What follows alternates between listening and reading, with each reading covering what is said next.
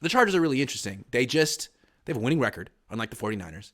They have a really good quarterback, and they just beat the Falcons, who beat the 49ers. That being said, this is a game the Niners should win comfortably, I would say, because the Chargers have a bunch of injuries. Like now, the Niners are always the injured team. People talk about, not now. They're coming off a bye week. All their injured players are coming back except for Emmanuel Mosley. Most of them are coming back.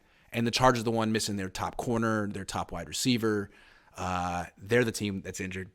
They can't stop the run at all. They have one of the worst run defenses in the league. They're one of the worst coached teams in the league. That guy might get fired at the end of the year. The Niners should win this game. The Seahawks beat them by 2 touchdowns like 3 weeks ago. If the Seahawks can do that, can't the Niners do that? It sounds like it. When you say that the Chargers can't stop the run, that really stands out to me. If you can't stop the run against any team, you're in trouble. I mean, real trouble. But if you can't stop it against the 49ers, it allows Kyle to do everything he wants to do. Right. Absolutely. Yeah. It's really hard to beat them that way. And I think this is a game the Niners could score 27, 30 points. Like last week. What is the Chargers run game like? They have a very good running back. His name is Austin Eckler. He's a lot like Christian McCaffrey. He's kind of small, built up, good receiver. He's a lot like Christian McCaffrey. So they got that going for him, and they have a hell of a quarterback in Justin Herbert. But that's about it, unless Keenan Allen. He used to be at Cal. He's a hell of a player, 30 years old, hamstring injury. I don't know if he's going to play. Didn't play last week. Yeah. Other thing, their coach is this guy named Brandon Staley. They hired him in the same cycle that the Jets hired Saleh. They hired the wrong guy. Brandon Staley he was coaching in college a few years ago. Vic Fangio discovered him, brought him into Chicago as an outside linebacker coach, somehow became the defensive coordinator for the Rams for 1 year, and then he became head coach. Wow. And now he's failing miserably, and his defense is even worse than his offense. But he knows the Niners. He's familiar with them. He was with the Rams. He is a Vic Fangio disciple, so he can talk to Vic about what to do this week. And remember last year when I was in Costa Mesa for the joint practices, and I ran into John Fox at the hotel? He was there because I think Brandon Staley was on his staff with the Bears. Fangio was on his staff. Staley was on his staff. So he was there to help Staley and watch practice. So Staley does have people he can talk to, like we always talk about who's in your Rolodex. He's got a Rolodex, but man, he's terrible, at least so far. Should have Saleh. Okay. Let me ask you a question. Yes. We both think the Niners are going to win. Mm-hmm. If, God forbid, the Niners lose this game, what would it mean to you? It would mean that they are the disorganized, inconsistent mess that we sort of fear they might be.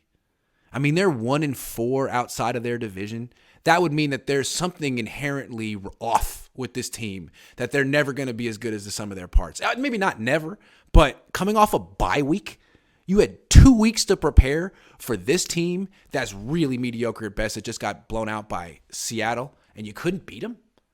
I don't know. It seems to me like, okay, so you can only really play well against the teams in your division.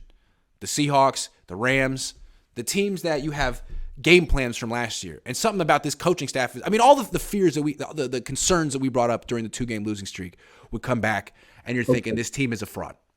Okay, but I don't want the people watching us to think we're being negative. I just raised it as a point of discussion. In fact, Iggy and I both feel the Niners will win comfortably. So let's do the other way. If the Niners would win comfortably and do really well, what would you think about the team going forward in its push toward the playoffs? Then I would think that this team is starting to look a lot like the team from last year that started off slow, didn't quite know which players to play or how to feature them, but they figured it out over the course of the first half of the season, they treaded water, they got hot down the stretch, they found an identity, they won games. It's like last year. But would that mean that they're now going to win the Super Bowl unlike last year? No, I wouldn't necessarily say that. So I think it's possible that they have a weak schedule, that they've found an identity, and they can go on a run. But that doesn't necessarily mean that they're going to beat Philly if they meet Philly in the NFC Championship game, or the Chiefs if they meet them in the Super Bowl. I don't know that. But if they beat the Chargers, I'm thinking, okay, this is a team that can go at least to the playoffs. Right. And there are still 9 games to go. And if this team is finding itself, it could actually improve week by week. So we don't know how they would perform against other teams. And well, we know how they performed against Kansas City, but we don't know about Philly. And I'm not entirely sold on Philly anyway. Yeah, who knows? They haven't proven anything in the playoffs. They're new. Yeah, they're young. They're new. Yeah. So what I think is, do I think this is a crucial game? Probably not. But I think it's a game, a diagnostic game. It'll tell us a hell of a lot about this team. And that's what I like. There's not many games in the NFL. Every game is a learning experience. I will know more about the 49ers after Sunday night than I will. Right. Although I got to tell you guys, I'm not actually going to be watching the game because this Sunday night I'm getting inducted into the Northern California Jewish Hall of Fame. And so Iggy is going to go to the game because I told him to. He wanted to go to the thing, but I told him, no, you got to do your job.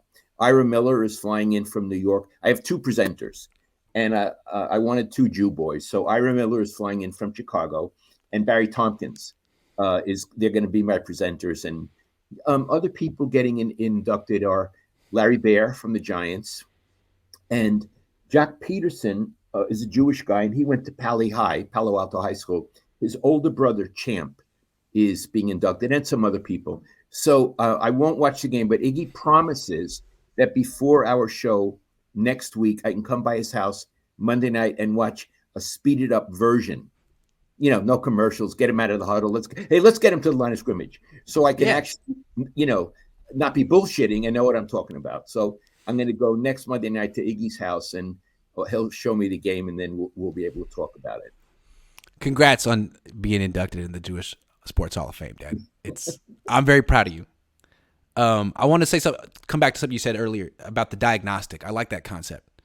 There's only 17 games, and some games you learn more about a team than others. And what I think was kind of amused me about the last couple of weeks was they beat the Rams. They have a bye week. You go into this week off with all these good feelings because you won. How much did we really learn about the Niners? They beat the Rams again. They've done that 8 times in a row. We knew that you called it. I don't know why I picked the Rams. You called it. Yeah, I couldn't see them losing to the Rams. No. Iggy, you're bringing up a very good point. Was that game a diagnostic? It's unclear because the Niners. It's a game. Yeah, it's a game. They won, but what does it mean? That means that they still beat the Rams all the time. And didn't the Rams just get beat again? Yeah, they're terrible. They're awful. They're not a measuring stick for anyone. They just lost to the Bucs. Yeah. So Brady, let's talk about diagnostics. The Chargers are an interesting one because a few weeks ago the Niners lost to the Falcons. The Falcons lost to the Chargers. It's possible the Niners aren't as good as either of those teams, or the Niners were just banged up and now they're healthy and they've found an identity and they're going to just steamroll these teams. So it's one or the other. I think we all think that it's the second one. They were hurt. They got healthy. They found an identity. They got Christian McCaffrey. They're going to win a bunch of games. That's what we kind of expect. But if it doesn't happen that way, then we have to go back and look at Denver and Chicago and Atlanta and be like, those were not flukes. They were not flukes. I love the point you're making. And what you're saying is after 8 weeks, we don't know which team the Niners are. No clue. It's to be decided. No clue. Yeah. Their best win is against Seattle week 2, and Seattle's a whole different team now. They have some bad losses, and their wins are against Carolina and the Rams. It's like, we like their roster, though. Still a really good roster, so they have the potential to win the Super Bowl or miss the playoffs. We don't know. I want to say in every one of the Niners losses, except against the Chiefs, I was completely shocked that they lost the game. They were close. A team this good with a coach allegedly this good should win those games. And when they lost, it was like, shake my head, except against the Chiefs. They're legit. So the point you're making, and it's probably a very good way to end this, is after 8 weeks, we have feelings about the 49ers, but we don't know for sure, and we don't know who the team is. And then what makes it even more complicated is, let's say the 49ers squeak into the playoffs at 10-7 or roar into the playoffs at 13-4. We still don't really know how they're going to match up against the best teams in the league because they haven't faced many of them. It's a very interesting season. Yes, we certainly don't know how they'll look against Philly, and we don't know Dallas. how they would look against Buffalo, and we do Dallas. There's Minnesota. Dallas. Although they faced some teams in the past, but so far this year, those are some teams that are good. Yeah. Minnesota is better than I thought they would be. Minnesota's better. The Dallas is better than last year. They could get Beckham. I'm just kidding. It's going to be very interesting. I mean, is this a different Niners team, or is this the same one that keeps? I keep comparing it to an NBA team, like, that team that makes it to like the third round of the playoffs every year, but can't quite make it past, and they're like, well, maybe if we just give it one more chance. That's been the Niners for about 4 years. I don't know. Maybe they just needed one more chance. Maybe Christian McCaffrey is the difference, and I was totally wrong. We may have to give out a lot of apologies this year, but I'm not going to do it yet. Not prematurely. To Christian. All right, let me. What? Here's what I wonder, and here's what I wonder. Yeah. And I don't know how this stuff works. I don't know where Christian McCaffrey lives. Okay. Uh-huh. He must have been in Carolina, right? I mean, he had a condo at some point. Yeah. Okay. So now he comes out here. Where does he live? I mean, do you get a hotel room? Do you get a condo? I never had money like these people. Or he went to Stanford. Does he have a pal who lives in Palo Alto and he lives at his house for a while? That's a good question. How that works. Yeah. I wonder if he would actually tell, like if you could actually ask him those questions, or if he would feel it's too. I don't know him. My guess is I don't. If I were him, I wouldn't tell. Right. I'm not trying to get him to tell. Yeah. I just wonder, everybody thinks it's a very glamorous lifestyle. Little things like that are pretty tough. I have a guess. Hotel. He's got a spot in Carolina. And also I got another guess. I don't think he's moving out here full time. Very few people do. I think maybe Jimmy has a place out here. Kyle, like the coach does, the GM does. Otherwise, it's not San Francisco. It's not Oakland. Nothing against the South Bay. But it's not LA. It's very expensive, though. It's as expensive as all of those places. And a lot of the players are like, you know what? I'm just going to buy where I'm from. I'll go back to Mississippi or Nebraska, wherever I'm from, and live like a king. Absolutely. And when they see the prices here, like the price of gas, I was in Arizona a few days ago. It's like $2 a gallon cheaper. And they were complaining, my friends. I thought, boy, I'd like to pay what they're paying. And also the housing costs in Arizona are much cheaper. Where Taxes. we live here is like really, really hard. On the other hand, it's wonderful. And maybe it's worth the price. I think it is.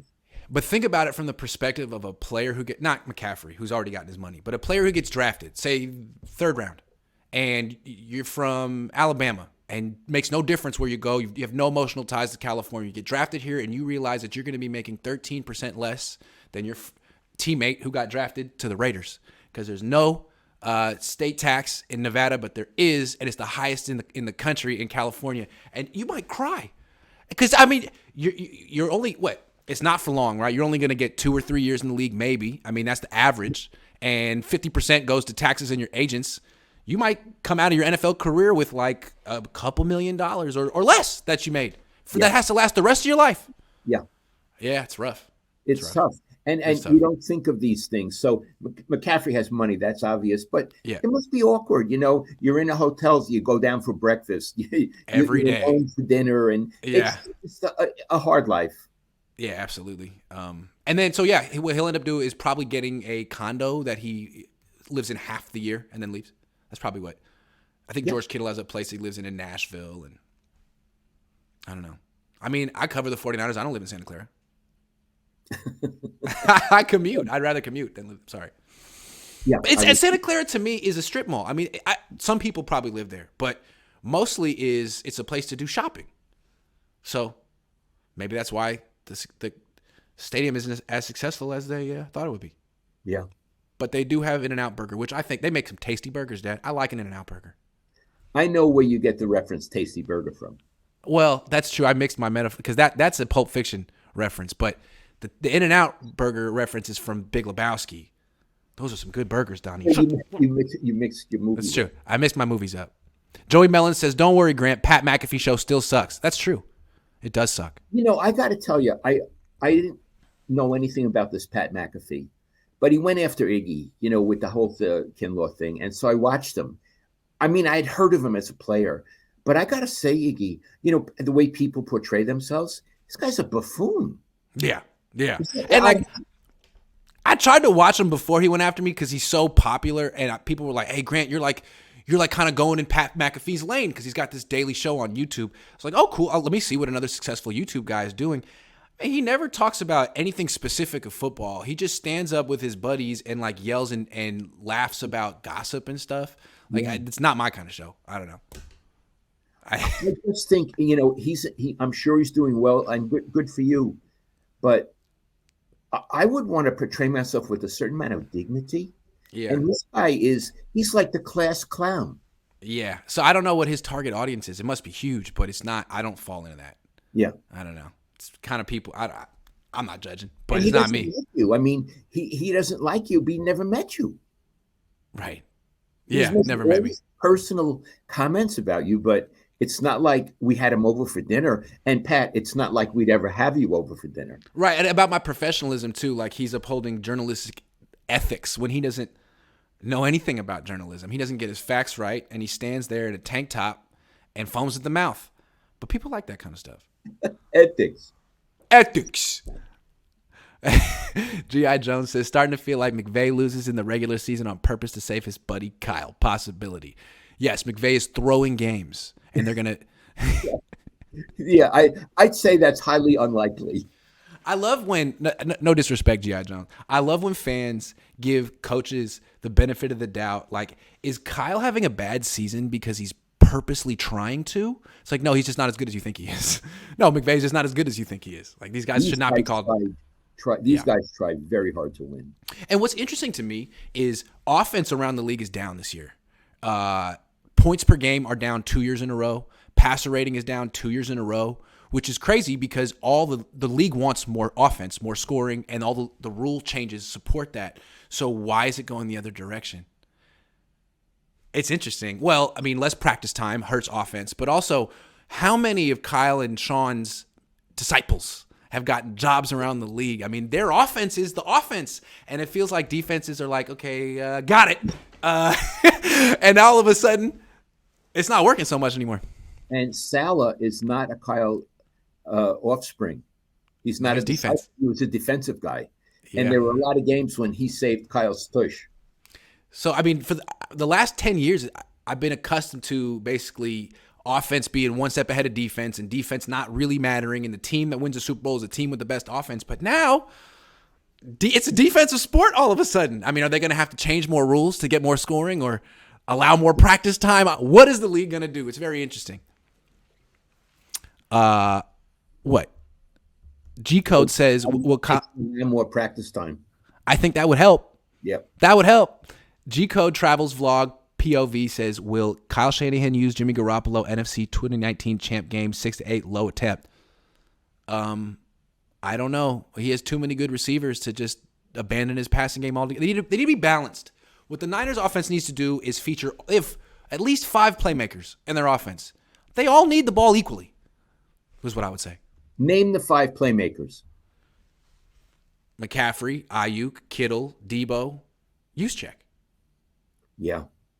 It's 5 guys. And then Elijah Mitchell, too, if he's healthy. Ethan M. says, I'm out on Kyle until he proves otherwise. His team is too talented to have an incompetent coach. If the same mistakes continue, then he needs to go. Yeah, I mean, the team this year so far is inconsistent. That's all you can really say about it. Inconsistent, 4-4, mediocre. Let's see if that changes. Everyone's expecting it to because they beat the Rams and had a week off. We'll see. My egotistic aura says all 4 losses to mobile quarterbacks, Fields, Wilson, Mariota, Mahomes. That's our problem. Maybe. Herbert's mobile. Murray's mobile. So We'll find out. What do you think, Dad? I think Murray's mobile, but that Arizona team, God, they suck. They suck so bad. Oh, So bad. Watching the Cardinals and the Seahawks is like one team is well coached, the other team has a clown for a head. No, I'm sorry, Cliff, but they're terrible. now Cliff may be a clown, but he's not a clown at the level of McAfee, No, absolutely not. No. right? He's just a bad coach.